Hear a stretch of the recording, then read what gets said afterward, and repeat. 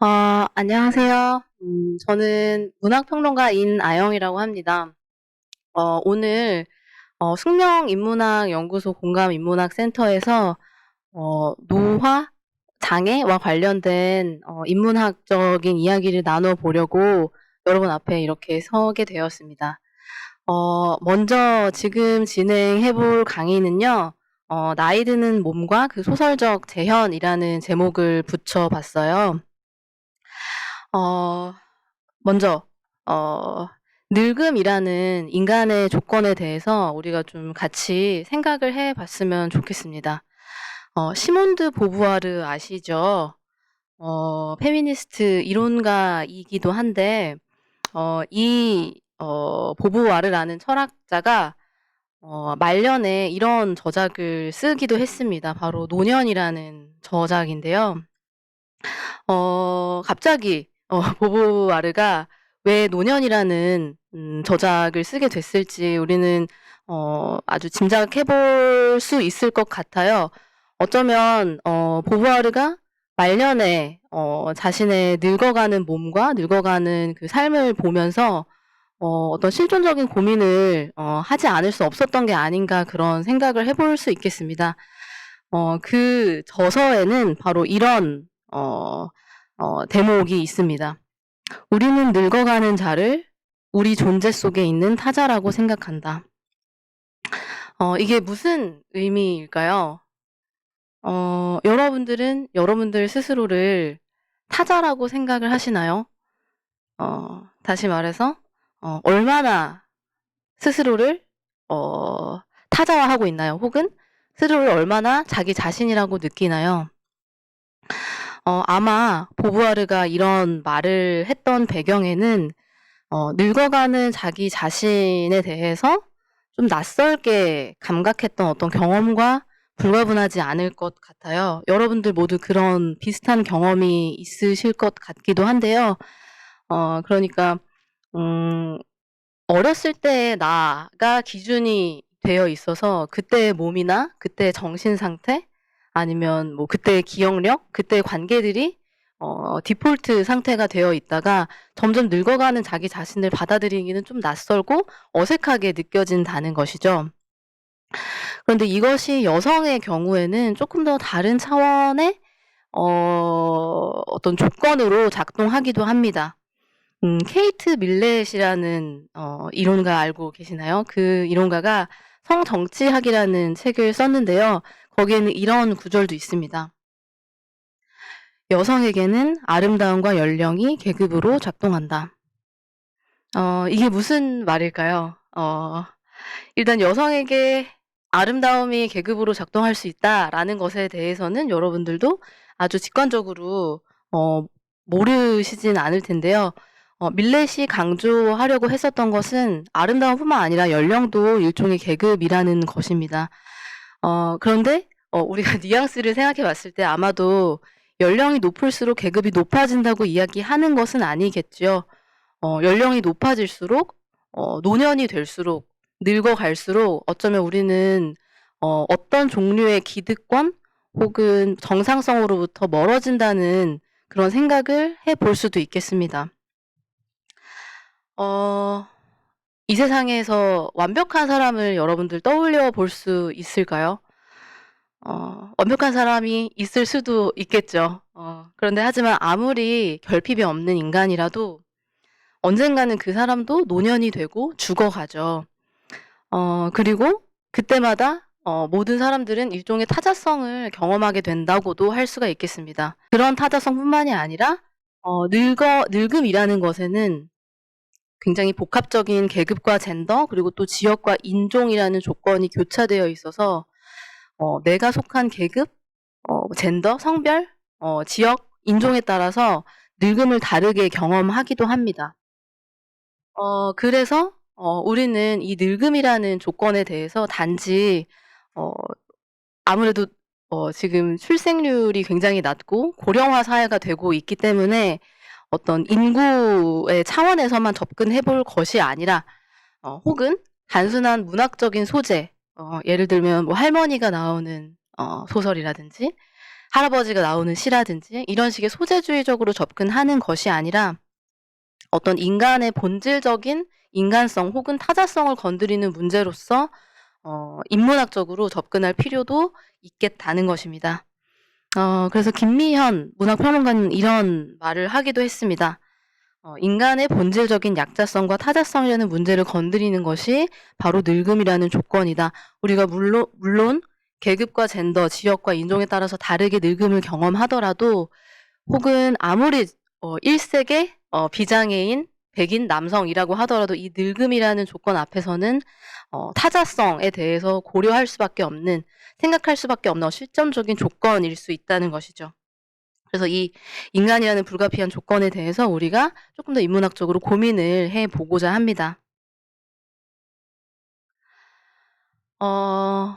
네, 그 다음으로 한번 넘어가 볼게요.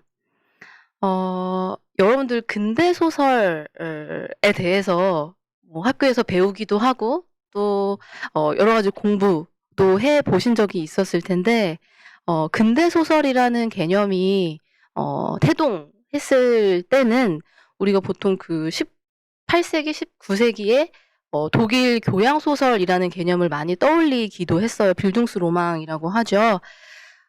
그래서 괴테의 비렐름 마이스터의 수업 시대와 같은 장편 소설이 되게 최초의 근대 소설이라고 불리기도 했습니다. 근데 혹시 그 소설 읽어보셨나요? 생각보다 되게 빨리 재밌게 읽을 수 있거든요. 되게 세속과 예술가 그리고 상인과 뭔가 연극인이라는 두 개의 찢긴 자아 사이에서 어떻게 하면 내가 시민으로서 성장할 수 있을지에 대한 이야기를 담고 있는 소설이기도 한데요. 이 근대 소설, 교양 소설이라고 하는 개념은 지금까지도 동시대 한국 사회에서도 혹은 한국 문학장에서도 여전히 커다란 영향을 미치고 있다고 볼 수가 있겠죠. 그런데 이 근대 소설 혹은 교양 소설이라고 하는 개념은 청년 개념을 특권화하기도 합니다. 루카치는 소설의 이론이라는 책에서 이렇게 이야기하기도 했어요. 성장 소설 속 젊은이는 찾는 자이다. 사회에서 문제적 개인은 총체성을 지향하고 추구한다.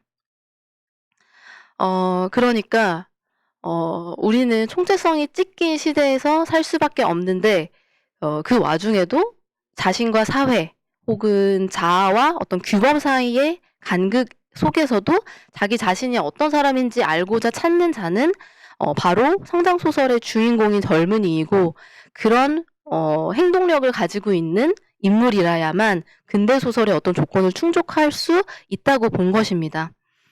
그러니까 젊은이 혹은 청년 개념을 상당히 특권화하고 있는 소설의 개념 속에서 우리가 여전히 좀 사유하고 읽고 쓰고 하고 있다라고도 생각을 해볼 수가 있겠는데요. 그렇다면 우리는 노인 소설이라는 개념을 다시 생각을 해볼 수 있을까요? 혹은 노화 소설 이라는 범주를 생각을 해볼 수 있을까요? 그런 개념이 필요하다면 왜 필요하고 또 우리에게 지금까지 소설 개념에 대해서 새로운 안목을 줄 수 있다면 어떤 부분에서 그럴까요?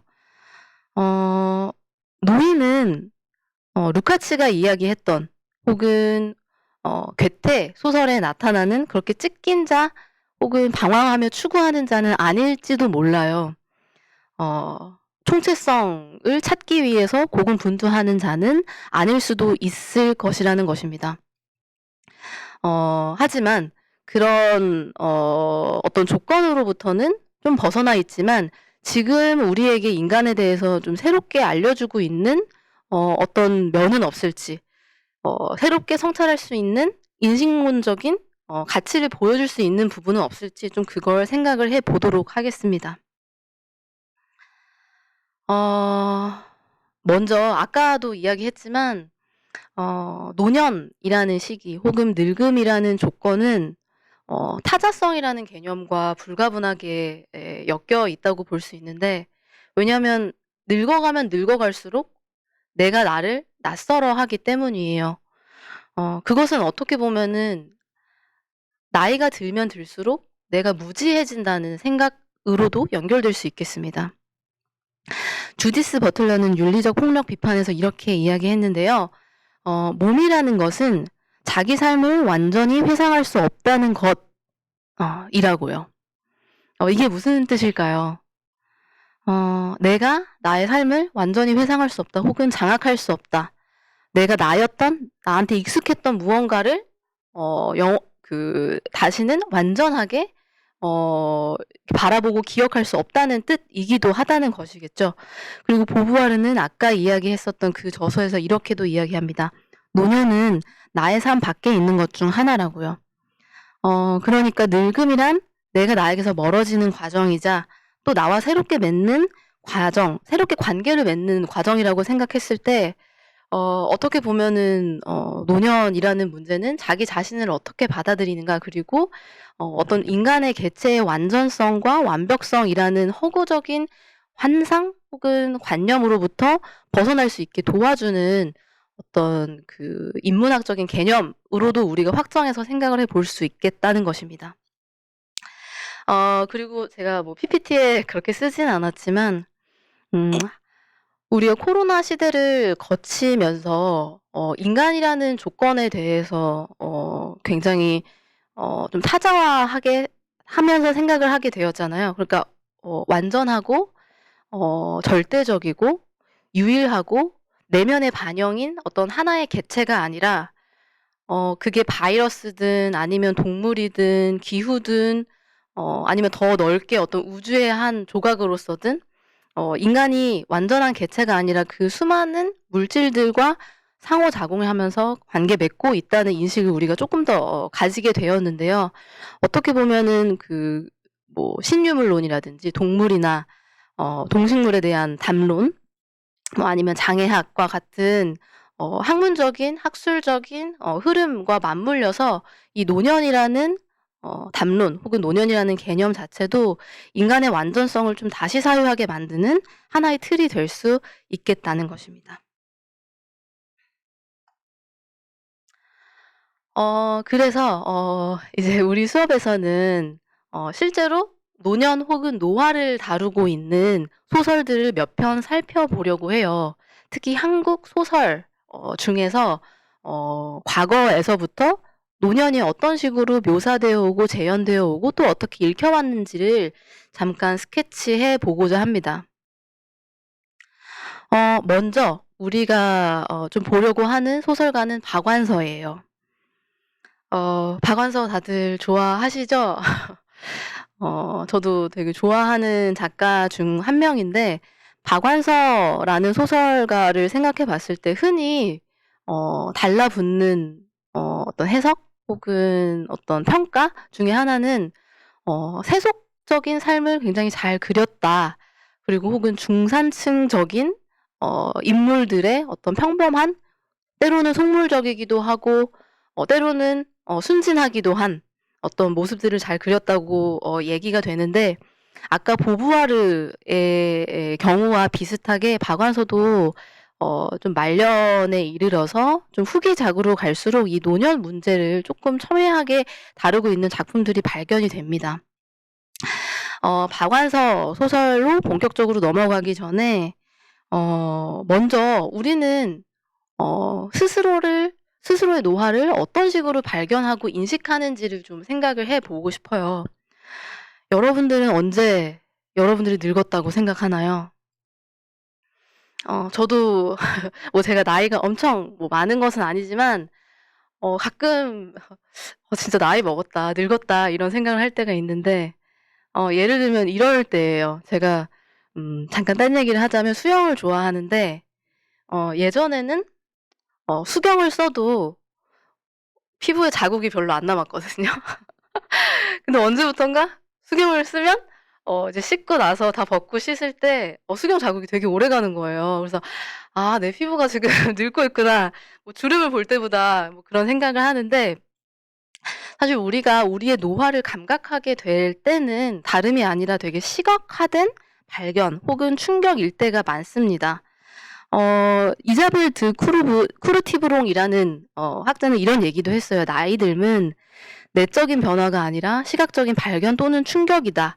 그래서 우리가 어떤 문학적으로 서사화된 어떤 늙음, 노년의 조건에 대해서 살펴봤을 때도 이 자신의 노화를 발견하는 그 충격적인 장면이 드러나는 경우들이 좀 있어요. 그리고 박완서의 소설에서도 그런 대목들을 발견할 수 있거든요. 예를 들면 너무도 쓸쓸한 당신이라는 소설에서 그렇습니다. 이 소설 속 주인공은 말하자면 노년의 여성이고 남편과 함께 살고 있어요. 근데 어느 날 남편을 보고 이런 생각을 하게 되는 거예요. 이 소설의 대목을 잠깐 읽어 드리도록 하겠습니다. "아이고 시원하다."라고 남편이 욕실에서 나오는 장면에서 시작을 해요. 욕실에서 나오는 남편을 돌아보다가 그녀는 에구머니 소리를 지를 뻔하게 놀라면서 얼굴을 돌렸다. 팬티만 입은 남편의 하체가 보기 흉했다. 징그러운 것하고는 달랐다. 징그럽다는 느낌에는 그래도 약간의 윤기가 있기 마련인데 이건 군더더기 없는 혐오 그 자체였다. 이 소설에서 주인공은 아들 졸업식을 앞두고 별거 중이었던 남편을 다시 만나요. 그래서 남편은 좀 성실하기도 하고 보수적이기도 하고 갑갑한 인물인데 별거를 한 이후에 오랜만에 만나게 된 남편의 몸을 보면서 소스라치게 놀라는 거죠. 제가 박완서 소설에서 좋아하는 부분이 뭐 이런 부분인데요. 징그럽다는 표현 혹은 징그럽다는 느낌에는 약간의 윤기가 있기 마련이래요. 징그러우면 어떻게 윤기가 있을 수 있죠? 어 근데 무슨 말인지도 이해가 되죠. 그러니까 징그럽다는 느낌에는 아주 버석하고 건조하고 퍽퍽하고 그런 느낌만 있는 것이 아니라 나름대로 쪼끔 뭐 기름지기도 하고 어느 정도는 좀 부드럽게 받아들일 수 있는 어떤 층이 있기 마련인데 그것조차 아니었다는 거예요. 그것을 윤기가 없다고 표현을 한 것이겠죠? 그래서 그런 윤기든 기름기든 아니면 뭐 쪼끔 포용할 수 있는 부드러움이든 그런 게 아무것도 없고 군더더기 없는 혐오 그 자체였다고 서술을 하고 있습니다. 어 너무 좀 적나라한 대목이기도 하죠. 그리고 또 박완서의 다른 소설 마른 꽃에는 또 이런 대목도 있습니다. 이 대목에는 쪼끔 더 노골적으로 자기 자신의 몸을 바라보고 있는 대목이에요. 이것 역시 쪼끔 길게 읽어 보겠습니다. 거울 앞에선 자신을 보는 장면이에요. 몸에서 물이 떨어져 발밑에 타올을 깔고 뻣뻣이 서서 전화를 받다 말고 나는 하마터면 "아니 저 할망구가 누구야?" 하고 소리를 지를 뻔했다. 문갑 옆 경대는 시집 올 때 해 가지고 온 구식 경대여서 거울이 크지 않았다. 거기에 하반신만 적나라하게 비쳤다. 어제 오늘 사이에 그렇게 된 게 아니련만 그 추악감이 충격적이었던 것은 욕실 안에 김서린 거울에다 상반신만 비춰보면 내 몸도 꽤 괜찮았었기 때문이다. 그때 나는 급히 바닥을 깔고 있던 타월로 추한 부분을 가리면서 죽는 날까지 그곳만은 거울 나에게도 보이나 봐라 하고 다짐했다. 이런 대목입니다. 어떻게 보면 이 박완서 소설에서 노골적으로 드러나 있는 그 노화의 발견은 우리가 모두 조금씩 경험하는 것일 수도 있겠어요. 근데 좀 흥미로운 것은 이 박완서 소설에 나타난 인물들이 자신의 노화된 신체를 시각화해서 볼 때 자아를 좀 분리하고자 하는 것입니다. 그러니까 혐오스러운 내 몸을 한 부분으로 삼고 그리고 정신적인 자아는 또 따로 생각하고 싶어 한다는 것이죠. 그래서 우리는 어쩌면 정신적인 자아로서 늙고 병든 자신의 몸을 낯설게 여기고 심지어는 적대시하기까지 하는 모습을 생각을 해 볼 수가 있겠습니다. 그런데 우리는 언제 까지 혹은 어떻게 이 혐오감을 자기 몸에 대한 혐오감을 처리하거나 좀 수용할 수 있을까요? 이 혐오감이 좀 다른 방식으로 우리가 받아들일 수 있는 어떤 방법은 없을까요? 한번 오정희의 소설에서도 좀 비슷한 대목을 살펴보겠습니다. 오정희의 경우에는 여러분들 뭐 잘 아시는 분도 있겠지만 여성의 몸 그리고 노년 여성의 어떤 몸에 대해서 말년이 아니라 좀 중후기로 갈 때부터 이야기한 게 아니라 되게 초기작에서부터 꾸준히 그런 묘사를 해왔던 작가이기도 합니다.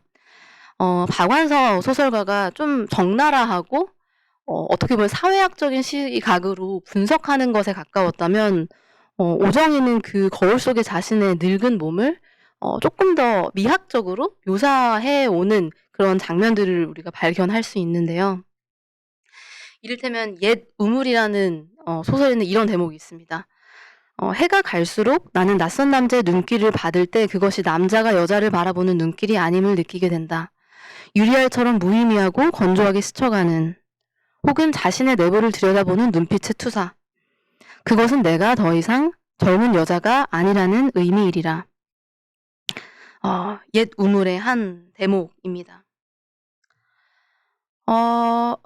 말하자면 노화가 될수록 특히 여성의 경우에 늙어가는 몸은 비가시화될 수 있다라는 의미이겠죠. 그러니까 자기 자신의 몸을 타자화해서 성찰하는 것뿐만이 아니라 그냥 애초에 없었던 것처럼 아예 보이지 않는 것처럼 그래서 나한테 이물감이 있는 물질일 뿐만 아니라 아예 없는 것처럼 감각하게 되는 어떤 그런 것들이 있다는 것이죠. 그래서 이자벨 드 쿠르티브롱이라는 아까도 잠깐 언급했었던 이론가는 이런 이야기도 합니다. 늙는다는 것은 보이지 않는 존재, 투명 인간이 되었음을 인정해야 할 뿐만 아니라 스스로를 숨기고 또 자신의 몸과 주름을 감추는 것 그 자체라고요. 그런데 어떻게 보면 자신이 투명 인간이라는 것을 인정하는 일에서 늙는다는 의미가 그칠 수만은 없을지도 모릅니다. 그러니까 스스로를 숨긴다는 것, 이전에 내가 경험하지 못했던 타자성을 내가 받아들이게 되는 과정은 어떻게 보면 잘 알지 못했었던 나를 좀 끌어안는 경험, 포용하게 되는 경험, 그리고 어떻게 보면 새로운 세계를 맞이하고 받아들이게 되는 체험일 수는 없을까요? 그러니까 오정희 이 소설에서는 거울 속에 자신의 늙은 몸을 조각난 신체상으로 받아들이게 됩니다. 박완서 소설과 비슷하게요. 그래서 이제 비가시화된 이 몸이 이제 통합된 자아로서 받아들여지지 않는 것이죠. 그리고 이 몸 중에서도 틀니나 염색약 같은 무생물의 어떤 차원과 그리고 주림진 피부라든지 아니면 흰 머리카락과 같은 생명의 공존을 받아들이게 되는 그런 인식론적인 조건에 처하게 된다고도 볼 수가 있겠습니다. 그러니까 틀니나 염색약과 같은 혹은 뭐 안경이라고도 볼 수 있는 신체의 능력을 좀 확장해주는 혹은 신체의 결함을 좀 감추어주는 물질적인 어떤 사물들이 있잖아요. 그것을 우리는 의지하면서 살아가면서도 그것을 신체와 완전히 분리해서 사유하기를 잘 하지 못하는데 그게 또 이제 장애학에서는 너무 완성되고 정상적인 몸과 그렇지 않은 몸을 이분법적으로 구분하는 틀린 이분법하고도 좀 연결이 됩니다. 그런데 이 늙은 몸이라는 걸 경험하면서 우리는 어쩌면 이 내 몸이 완전하게 내 몸만으로 이루어진 것이 아니라 되게 건강하고 정상적이라고 여겨지는 몸만으로 생명만으로 이루어진 것이 아니라 어떤 무생물적인 차원과 그리고 물질적인 차원, 어떤 보철의 사물들과 불가분하게 엮여 있고 상호작용하고 있다는 것을 받아들이게 되는 과정일 수도 있다는 것입니다. 네. 다음으로 넘어가기 전에 이제 박완서와 오정희의 소설을 지금까지 잠깐 살펴봤는데요. 이게 몇십 년 전의 소설이라면 이제 우리가 더 봐야 될 건 동시대 문학에서 어떻게 재현되고 있는지 그리고 지금 우리가 또 경험하고 있는 노화의 문제는 소설적으로 어떻게 재현되고 있는지를 좀 살펴보고 싶은데요. 그 전에 이 박완서와 오정희의 소설에 나타난 노년이라는 주제를 그 외국의 시인의 산문에서 잠깐 좀 방향을 틀어서 같이 이야기해보고 넘어가 보고 싶습니다. 여러분 메리 루플이라는 시인 알고 계시나요? 미국의 여성 시인이고 지금은 한 노년의 나이인데 얼마 전에 한국에서도 그 산문집이 하나 번역이 됐어요. 나의 사유재산이라는 산문집인데요. 시인이지만 산문집도 굉장히 잘 쓰는 미국 시인입니다. 제가 몇 년 전에 우연히 어떤 계기가 있어서 미국에 갈 일이 있었는데 그때 어떤 서점에서 메리 루플의 나의 사유재산이라는 산문집을 보고 너무 좋아서 저 혼자 막 끄적이면서 막 번역도 해보고 그랬었던 경험이 있는데 몇 년 뒤에 바로 번역본이 나오더라고요. 그래서 뭔가 되게 기분 좋기도 하고 그랬었는데요. 이 시인은 뭐 말하자면 페미니즘적인 주제에 대해서 많이 다루기도 하고 그리고 자기 자신에 대해서 되게 가차없이 냉정한 시선을 보여주고 있다고 이야기되는 시인이기도 합니다. 나의 사유재산이라는 산문집에서 제가 제일 좋아하는 산문은 퍼즈라는 산문이에요. 퍼즈 무슨 뜻인지 아시죠? 중지라는 뜻입니다. 일시정지. 그런데 왜 이 산문 제목이 퍼즈냐면 갱년기를 의미하고 있는 메노퍼즈라는 주제에 대해서 다루기 때문이에요. 영어로 갱년기는 메노퍼즈라고 하는데요. 월경과 중지의 합성어라고 합니다. 그러니까 menstruation하고 퍼즈를 합성해서 메노퍼즈라는 갱년기라는 단어를 쓰고 있다고 하는데요. 그러니까 즉 다시 말해서 여성이 더 이상 월경을 하지 않는 시기를 뜻한다고 하고 있습니다.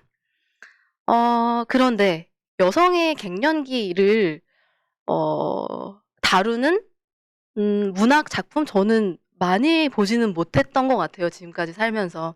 물론 이것은 산문이기는 하지만 이렇게 본격적으로 갱년기를 소재로 하는 어떤 문학적인 작품이 있었나 하면은 거의 본 기억이 없어서 이 산문이 되게 특별하게 다가왔었는데요. 잠깐 이 산문에 대해서 소개를 하자면 지금 PPT가 잘 보일지 모르겠는데 이 오른쪽에 사진 보이시나요? 이 사진을 보시면 Monday, Tuesday, Wednesday, Thursday, Friday 이런 식으로 앞에는 요일이 적혀 있고요. 그 오른쪽에는 C라는 대문자와 함께 숫자가 적혀 있어요. 이건 실제로 메리 루플이 자신이 기록한 일기를 이 산문집에 넣은 건데요. C는 울었던 횟수를 나타낸대요. 그러니까 내가 울었다는 사실 그리고 울었던 횟수를 그 옆에 적었고 NC라고 쓰여진 것은 그날에 내가 울지 않았다는 뜻이다. 그래서 이 눈물 일기라는 이름을 붙이고 이러한 작업을 계속 해 나갔다는 거예요. 근데 그 눈물 일기를 왜 썼냐 하면 다름이 아니라 그냥 갱년기적인 하나의 증상으로서 자기가 이걸 기록을 하고 싶었다는 것이겠죠. 이것은 냉정하게 말해서 우울증이 아니라 갱년기였다고 이렇게 메리 루플은 적고 있습니다. 그러면서 이제 갱년기에 대한 자신이 체험한 것이 어떤 것인지 그리고 이것이 의학적으로 그렇게 잘 설명되어 있거나 도움을 받을 수 있을 만큼 전문화된 지식으로 자기가 뭔가 배울 수는 없었어서 자기가 스스로 일지를 작성하면서 그 증상에 대해서 좀 나누고 싶었다는 것이에요. 그래서 뭐 이렇게 말하는데요. 갱년기에 어떻게 대처하느냐는 당신에게 달린 일이 아니라 당신의 몸에 달린 일이다. 예컨대 요가로 단련한 힘으로 몸을 컨트롤할 수 있다고 믿을지라도 그것은 사실이 아니다. 그리고 뭐 이런 대목들. 당신은 몸이 뜨거워지는 현상에 대해서 많이 들었을 것이다. 하지만 그것은 어느 로보나 하찮을 정도로 가장 아무것도 아니다. 당신의 몸은 이상한 순간에 다리미처럼 뜨거워지겠지만 그게 뭐 어떻다는 말인가. 미디어에서는 그러니까 갱년기인 당신의 주목을 끌고 그들의 의학적인 상품을 팔기 위해서 열감이야말로 단 하나의 심각한 증상인 것처럼 믿게 만들겠지만 갱년기에 관해서 생각할 때 나는 열감을 생각하지도 않는다. 나는 당신에게 그것에 대해서 말하려고 하는 것이 아니다. 그러면서 그 갱년기 증상에 대해서 이제 더 자신이 무엇을 겪었는지 이야기하는 곳으로 넘어가게 됩니다. 아니, 나는 당신에게 이것을 말하려는 것이다. 내가 아는 한 가장 밝고 긍정적이며 낙천적인 여자가 어느 날 아침 일어나 부엌으로 걸어가서 자신의 심장에 겨누기 위해 정육용 칼을 집어들었다는 사실을 말이다. 그녀는 갱년기였다.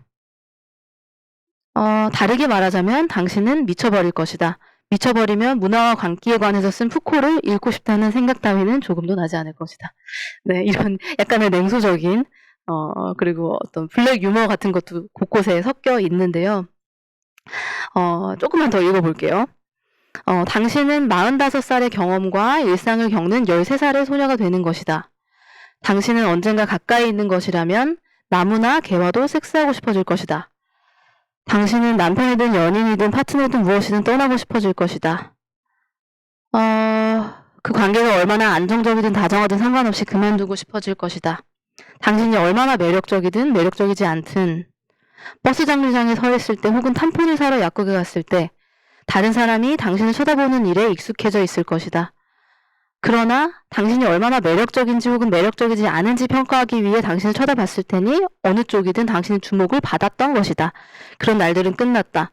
이제 당신은 마치 당신이 없다는 듯 앞을 쳐다볼 것이다. 사람들은 그들에게 당신은 완전히 보이지 않는다. 당신은 유령이 된 것이다. 이렇게 절망적이고 되게 우울한 이야기를 계속 산문 내내 늘어놓는데요. 그러다가 당신이 얼마나 준비되어 있지 않은지 이 갱년기 증상 혹은 뭐 이 노화를 겪는 여성의 경험에 대해서 우리가 얼마나 이야기하고 있지 않은지에 대해서 쭉 얘기하다가 다시 이제 본점으로 돌아와서 다른 방향으로 한번 틀어보기도 합니다. 더 읽어볼게요. 이제 마무리 이 대목에서 갑자기 좀 다른 방향으로 꺾게 되는데요. 10년 후 당신은 여전히 여자로서 당신의 아이들을 사랑하고 당신의 연인을 사랑할 것이다. 그러나 세상에서 당신이 스스로가 되는 것을 막을 수 있는 사람은 더 이상 아무도 없다. 당신은 부모님의 장례를 치르면서 과거를 땅에 묻었을 것이다. 그러는 동안 인생은 물론 망가졌을 것이고 완전히 새롭게 만들어야 하는 인생은 슬픔과 후회와 향수로 가득할 것이다. 그러나 당신은 자유롭다. 자유롭게 은행에 앉아있거나 돌을 던져도 되며 스스로가 될 수 있도록 해준 지난 20년의 감사함을 느낄 것이다. 당신은 보이지 않게 되는 일이 지구의 가장 큰 비밀이자 누군가가 줄 수 있는 가장 경이로운 선물이라는 사실을 알게 된 것이다. 이렇게 얘기하면서 비가시화되는 것 혹은 내가 내 몸에서 타자성을 느끼고 멀어지는 그 경험 자체가 당신에게 그러니까 갱년기 증상을 겪는 노화를 겪는 여성들에게 새로운 하나의 경이로운 선물이 될 수도 있다고 말하는 것입니다. 지금까지 구속되어 왔던 어떤 타인의 시선이라든지 건강하고 정상적이고 완벽한 몸, 신체라는 어떤 구속적인 관념에 대해서도 벗어날 수 있게 조금 더 인식론적으로 자유로워질 수 있는 조건을 줄 수도 있다고 자신이 그것도 체험했다고 이야기하고 있는 것이죠. 당신은 거대한 숲의 입구에 있는 소녀일 뿐이다. 당신은 겁을 먹고 있겠지만 대신에 당신은 맛있는 밥을 먹거나 요리를 하거나 꽃집에 달려가거나 집 앞에 막 도착한 꽃상자를 열고 있을 것이다. 그리고 이런 일들은 나중에 가지게 될 아름다운 정신과는 상관없이 이루어지는 일들이다. 당신은 아직 시작도 하지 않았다. 우선 당신은 무언가를 중단해야 한다. 그러니까 이거는 월경의 중지를 이야기하는 것이겠죠. 메노퍼스를 의식하면서 영어 단어에서는 그렇게 쓰는 것인데요. 아름다운 정신 앞에서는 언제나 멈추어 심호흡을 해야 하기 때문이다. 그러니까 갱년기 이후 혹은 노화 이후에 겪는 경험이 그때의 경험과 그때 얻을 수 있는 아름다운 정신이 앞에 있을 때 언제나 한번 멈추어서 심호흡을 해야 되기 때문에 여러분들은 지금 퍼즈라는 것을 하게 되는 것이다 라고 전환하고 있는 거죠. 그러니까 퍼즈를 심호흡으로 전환을 하고 그것을 또 다른 아름다운 정신으로요. 그리고 마지막 문장은 이렇게 끝납니다. 행복한 나이는 암울한 청춘은 절대 알 수 없는 방식으로 우아함과 부드러운 말들과 함께 맨발로 다가온다. 이렇게요. 물론 박완서와 오정희의 소설에서는 어떤 긍정적인 의미에서 끝나지 않았고 메리 루플의 글에서는 어떤 뭐 긍정적인 의미로 끝났기 때문에 이 글이 더 가치가 있고 의미가 있다고 이야기하는 것은 아니지만 박완서와 오정희가 보여줬었던 그 굉장히 날 것의 냉정한 어떤 시각적인 체험을 다른 방향으로 바꿔볼 수 있는 계기를 우리가 어떤 문학 작품에서 발견할 수도 있다는 것입니다. 감동적으로 저는 이 산문이 읽히더라고요. 네. 자, 그러면 이제 메리 루플까지 읽었으면 우리가 동시대 한국 소설에는 동시대 문학에서는 노년이 어떻게 형상화되는지를 좀 살펴보려고 해요. 그래서 읽을 소설로서 전하영과 이주혜 소설을 각각 가져왔는데요. 전하영의 수키가 만든 실험 영화와 이주혜의 그 고양이의 이름은 길다 이 두 편 외에도 사실 동시대 한국 문학에서 노년이 그려지고 있는 경우는 되게 여러 편이 있는데요. 예를 들면 윤성희 소설가의 소설, 뭐 남은 기억이라든지 그런 소설에서도 할머니 캐릭터가 자주 그려지기도 하고요. 뭐 임소라의 초파리 돌보기와 같은 소설에서도 할머니 화자가 좀 많이 등장하는 경향도 좀 있습니다. 근데 이것을 단순히 여성 인물의 혹은 여성 캐릭터의 다양화나 어떤 소재주의적인 차원에서 할머니를 그렸다고 접근 하는 것도 좋지만 그뿐만 아니라 이 소설들에서 노년을 어떤 방식으로 그리고 있고 이것이 지금 우리에게 어떤 이식론적인 가치를 좀 사유하게 하는지 그리고 박완서와 오정희의 소설이 발표되었었던 몇십 년 전과 달리 지금 우리가 특히 이제 여성의 노인이 어떤 방식으로 재현되고 또 그려지고 있는지 좀 살펴보도록 하겠습니다. 먼저 전하영의 수키가 만든 실험 영화라는 소설은 얼마 전에 단행본 소설집으로 묶인 시차와 시대착오라는 소설집에 묶여있는 단편 소설이에요. 이 소설에는 비혼 여성 작가인 수키가 주인공으로 등장하는데요. 이 수키는 말하자면 아줌마로 분류되는 나이인 것이죠. 그런데 연하 남성인 찬영과 연애를 하고 있어요.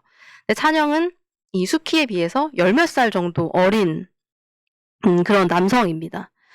그런데 한국 사회에서 이 열몇 살 정도 어린 남성과 연애를 하는 중년 여성에 대한 인식이 곱지 못하다라는 것을 우리 모두 생각을 해볼 수가 있겠죠. 어렵지 않게. 그래서 수키도 찬영과의 연애 사실을 많은 사람들한테 그냥 알리지 않고 좀 비밀로 합니다. 그러니까 열몇 살이나 어린 남자를 애인으로 둔 정신나간 아줌마라는 비난을 의식하는 것이죠. 그래서 어떻게든 숨기려고 하는 것인데요. 흥미로운 것은 이 소설에서 뭐 노년에 가까워지는 그러니까 중장년이라고도 할 수 있겠는데 중장년 혹은 노년 여성의 연애와 사랑에 대해서 우리가 일단 기본적으로 재현되는 작품이 많이 없었다는 것, 그래서 이 작품이 어떤 면에서 좀 낯설게 느껴질 수도 있겠다는 것도 1차적으로 생각을 해볼 수 있겠고, 그리고 이때 연애와 사랑은 어떤 진정성이라는 가치로 대변되는, 혹은 그런 진정성이라는 가치를 동력으로 계속 움직여 나가는 사랑과는 어쩔 수 없이 다른 양상을 띠기도 한다는 걸 좀 주목을 해볼 수가 있어요. 다시 말해서 자신의 사회학적인 위치나 나이에 따른 매력 자본, 혹은 감가상각되는 가치를 끊임없이 객관화하고 응시하는 과정이 굉장히 좀 냉정하고 노골적으로 그려지고 있는데요. 이 점에 대해서는 어떻게 보면 그 박완서와 오정희의 소설을 떠올리게 만드는 면이 있기도 합니다. 그러니까 진정성으로 움직이는 낭만적 사랑이 우리 사회에서 흔히 생각하는 사랑 서사, 낭만적인 사랑 서사의 기본적인 골격이자 익숙한 틀이라면, 그 각본에 자기가 속하지 못한다는 것을 너무 일찌감치 이 연애를 시작하자마자 알고 있는 것이죠. 그래서 전하영의 소설에는 결국에 찬영과 헤어질 결심을 하면서 그 조건을 응시하는 방식으로 끝이 납니다.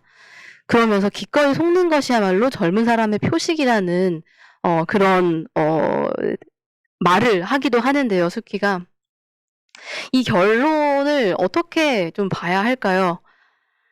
한편으로는 좀 너무 패배주의적인, 혹은 그냥 절망하고 마는 수키의 결말이라고도 생각을 해볼 수가 있겠지만, 이 시차와 시대착오라는 소설집 전반에 깔려있는 어떤 그 주제의식이랄까요? 관통하는 테마를 생각을 해보면, 이 응시의 힘이야말로 이 중노년 여성을 버티게 만드는 어떤 힘으로도 여겨지기도 합니다. 그래서 찬영과의 연애의 자체에 목숨 걸고 매달리는 인물이 아니라, 그렇게 그런 사랑의 조건에 대해서 끊임없이 생각하고 객관적으로 성찰할 수밖에 없는 어떤 탈낭만화된, 하지만 그렇다고 해서 모든 것을 포기하는 것은 아니고, 적어도 속지 않는 사람으로서의 어떤 관계 맺음을 다시 자기가 생각을 해보고 있는 것이라고도 할 수가 있겠습니다. 이주의 소설에서는 조금 더 복합적인 몸에 대한 응시가 나타나요. 아까 메리 루플의 산문에서 결국 마지막 결말에 이르러서 어떤 방식으로 이 화자가 자신의 몸을 긍정하게 되었는지 기억이 나시죠?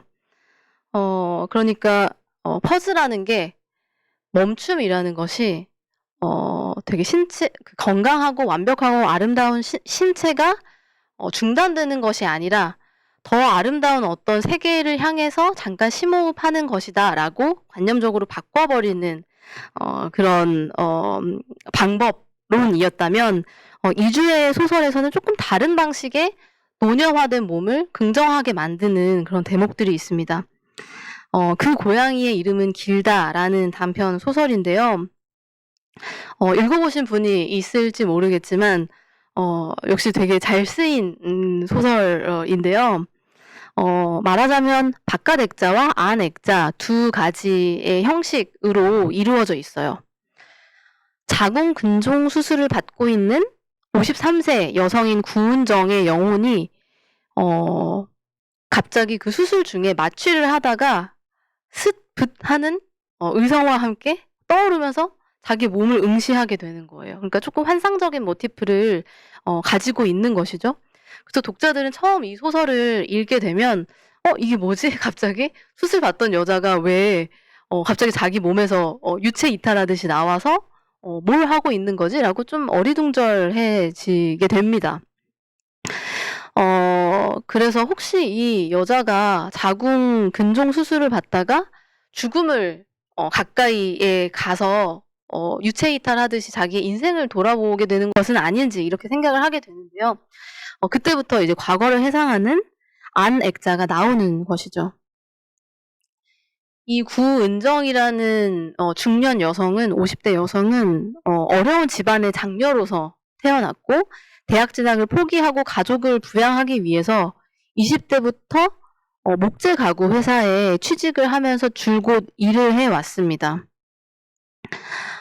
아주 어린 나이에, 그러니까 20대 초반부터 회사 생활을 해오면서 구은정은 자신의 삶에 대해서 그렇게 돌아보거나 성찰할 만한 특별한 계기를 가지지 못하고 계속 이제 지금까지 살아온 것이죠. 근데 이 소설에서 늙어가는 몸이라는 것뿐만 아니라 조금 다른 몸의 형태에 대한 주목도 일어나요. 이 구은정이라는 여성의 몸은 일반적으로 사회적인 미적 기준에 많이 부합한다고 얘기되지 않는 몸의 어떤 형태를 가지고 있거든요. 그러니까 좀 거구이고 말하자면 뭐 살집도 좀 있고 좀 퉁퉁하다고 그렇게 표현이 되는데요. 그리고 뭐 남성과의 어떤 연애 관계 같은 것도 뭐 거의 없었고 주변 사람들한테 그런 신체적인 특징 때문에 무시받는 혹은 좀 무시까지는 아니더라도 어떨 때는 비과시화되기도 하는 그런 인생을 살아왔습니다. 하지만 거기에 대한 자의식은 많지는 않았어요. 근데 그런 자신의 몸에 대해서 좀 자각하게 되는 계기가 하나 있었는데 그게 바로 회사 동료인 양소희 언니였습니다. 이 양소희 언니는 말하자면 좀 예쁜 사회적인 미적인 기준에서 예쁘다고 얘기되는 여성인데 어느 정도 친하게 지냈지만 어느 날에 좀 약간의 갈등을 겪게 돼요. 그 갈등을 겪게 된 계기가 회사 사장이 주기적으로 일본 출장에 구은정이라는 이 주인공을 데리고 다니는데 그것 때문에 회사 사장과 내연녀가 아니냐는 그런 오해를 많이 받기도 했었거든요, 구은정이라는 인물이. 근데 양소희라는 언니가 그런 얘기를 이제 자신이 다른 남자들과의 어떤 연애 관계 얘기를 하다가 구은정에게 좀 만족스럽지 못한 말을 들으니까 회사 소문에 떠돌아다니는 그 회사 사장과 이제 부적절한 관계를 맺고 있다는 것에 대해서 뭔가 공격을 한 거죠. 그래서 "너는 행복하려고 늙은 호랑이 앞에서 다리를 벌렸냐."고 그런 얘기를 하자 구은정은 굉장히 수치심을 가지게 되고 자신의 몸에 대해서 계속 이제 생각을 하게 됩니다. 그런데 이 마지막 이제 안핵자의 마지막 부분에서 알고 보니까 사장이 일본 출장을 가면서 다른 남성과 동성애적인 내연 관계였다는 것이 이제 은연중에 밝혀지게 되면서 어떤 카페의 주인과 잠시 사랑을 나누는 장면으로 그 회상 장면이 끝나게 됩니다. 그리고 바깥 액자로 다시 나오게 돼서 여기까지 회상을 하고 수술이 끝난 후에 이제 지금 내 몸은 뭐라고 말할지 물어보러 가야겠다라고 소설이 마무리됩니다. 이렇게 이야기로서만 들으면 조금 밋밋하고 혁명적인 이야기이기도 한데요. 소설의 어떤 문장이라든지 대사가 굉장히 잘 쓰였기 때문에 혹시 관심 있으신 분들은 한 번씩 읽어보시기를 추천하고 싶어요. 이 소설이 어떤 여성의 노화된 몸에 대해서 이야기하고 있는지 조금만 더 살펴보도록 하겠습니다. 구은정의 몸은 아까도 말했듯이 이런 식으로 좀 묘사가 되어요. 덩치가 커서 거인 혹은 여장부 아니면 장사와 같은 별명으로 불리기도 하고 또 노화로 인한 신체 손상과 질병에 맞닥뜨리게 되기도 하는 것이죠. 단지 노화가 되는 것뿐만이 아니라 사회의 정상적 혹은 좀 우수하다고 여겨지는 몸의 기준에서 어렸을 때부터 이미 탈각된 삶을 살았었던 구은정은 거기에 더불어 노화가 되면서 계속 자신의 몸이 타자화되어서 느껴지는 것을 끊임없이 경험을 합니다. 그리고 이것이 특히 양소희 언니의 몸과 대별되면서 계속 자신의 몸에 대한 자의식을 가지게 되는 것이죠. 그런데 이 수술 장면에서 이 소설이 시작이 되고 또 끝나게 되는 이유에 대해서 혹은 그 설정의 효과에 대해서 생각을 해보면 조금 슬프기도 한 것 같아요. 그러니까 결국 수술실에 누워서 죽기 직전에 어떤 위기, 몸의 위기 상황까지 갔을 때라야 자신의 몸에 대해서 좀 그 역사를 반추할 수 있게 된 것이기도 해서요. 그래서 자신의 몸에 얽힌 영혼의 역사를 그렇게 반추해 보는 과정이 한 번은 구은정에게 필요했을 텐데 그게 바로 자궁근종 수술이 아니었을까.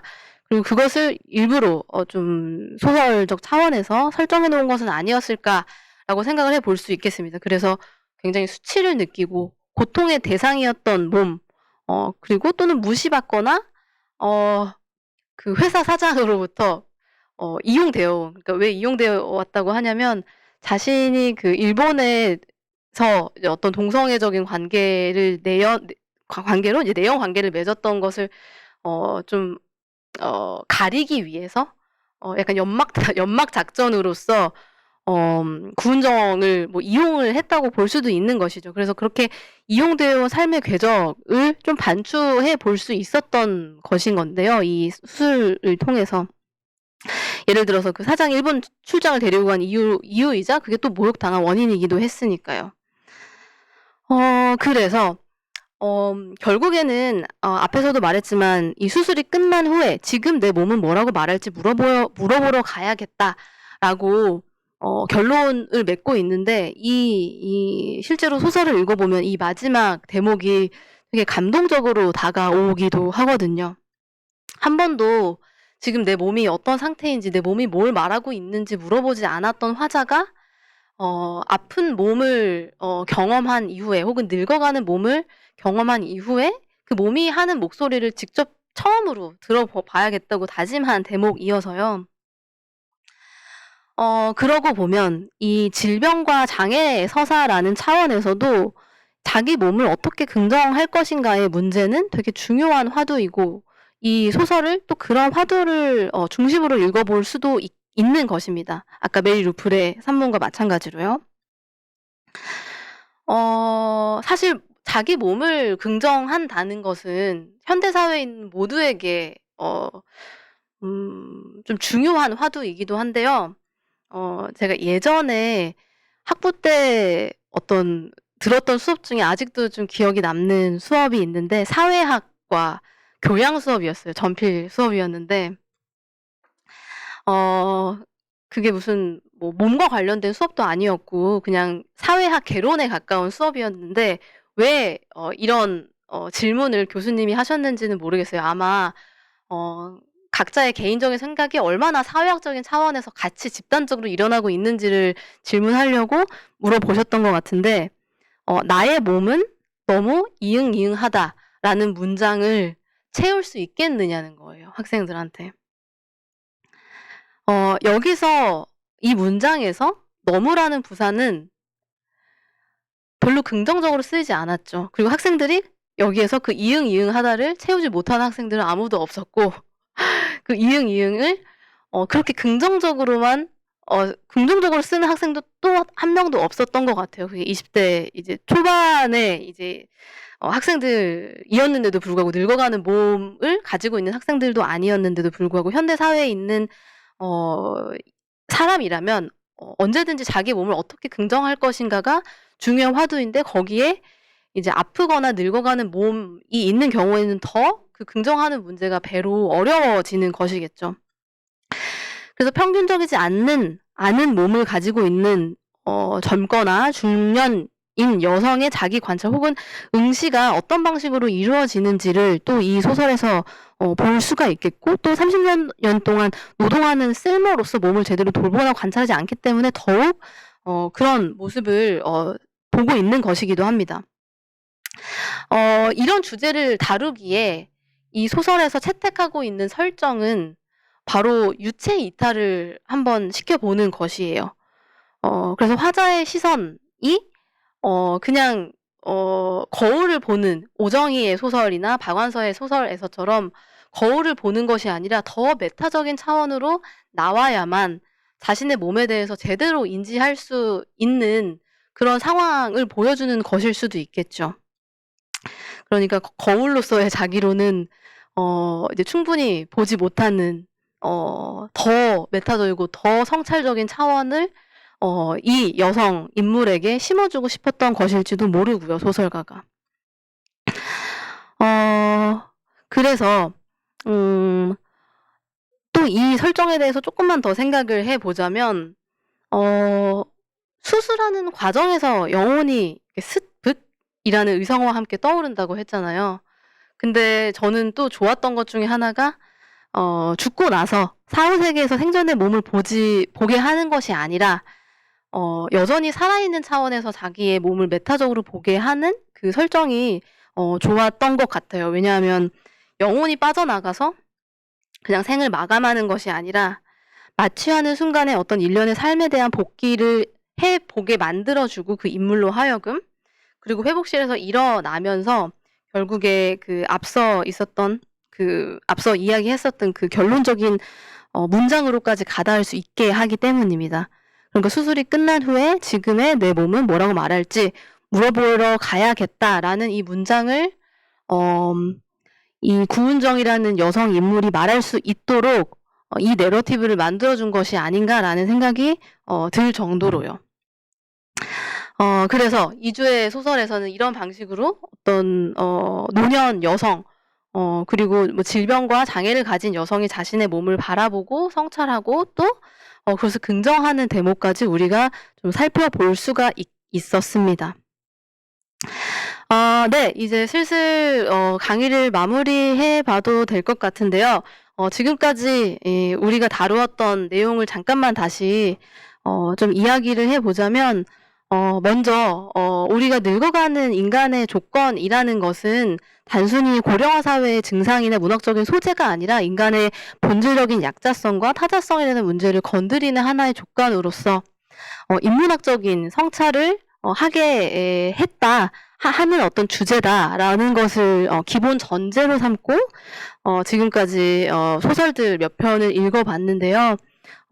오정희와 박완서의 소설에서는 거울을 통해서 보는 자기의 몸의 어떤 낯섦의 감각, 혐오감의 어떤 감각, 그리고 비가시화된 몸에 대한 감정에 대해서 좀 우리가 생각을 해볼 수가 있었고, 또 전하영의 소설에서는 그러한 몸의 차원은 아니지만 연애 관계에 있어서 그렇게 냉정하게 응시하는 중노년 여성의 어떤 자기 성찰성을 살펴볼 수가 있었습니다. 그러나 여전히 우리는 그런 몸에 대해서 어떻게 긍정할 수 있을 것인지를 하나의 문학적인 화두이자 좀 질문으로서 던져볼 수 있다면 그것에 두 가지 어떤 문학적인 대답으로서 메리 루플과 이주의 소설을 살펴봤다고 할 수가 있겠습니다. 메리 루플의 경우에는